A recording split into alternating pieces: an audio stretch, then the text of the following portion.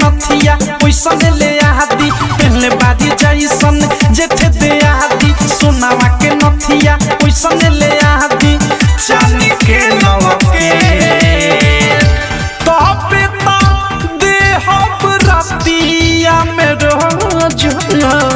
से जिया पछुमा भरा पेट ए राजा से जिया पछुमा भरा पेट तो बेटा दे हम रातिया में रोज से जिया पछुमा भरा पेट ए राजा से जिया पछुमा भरा पेट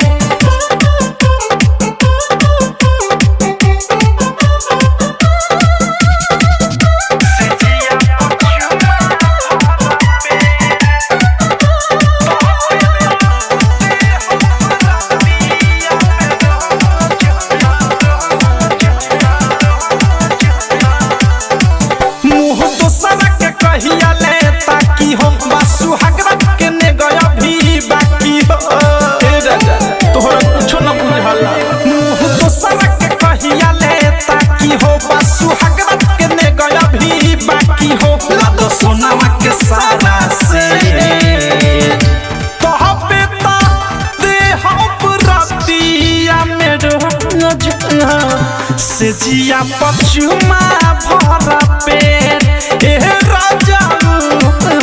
से जिया पछुमा भरा पेट तो बेटा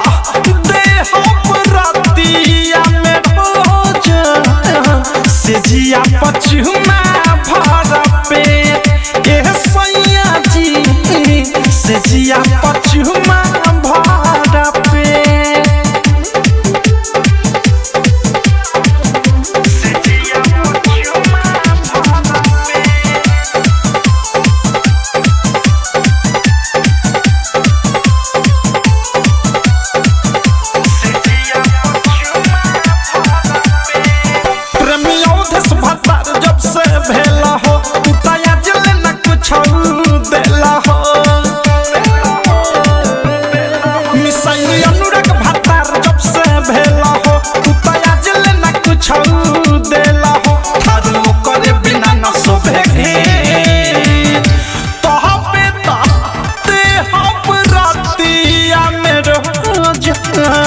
से जिया पछुमा भरा पेट ए राजा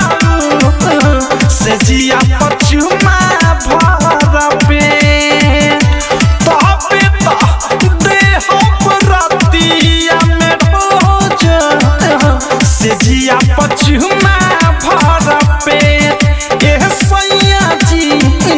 से जिया पछुमा भरा पेट।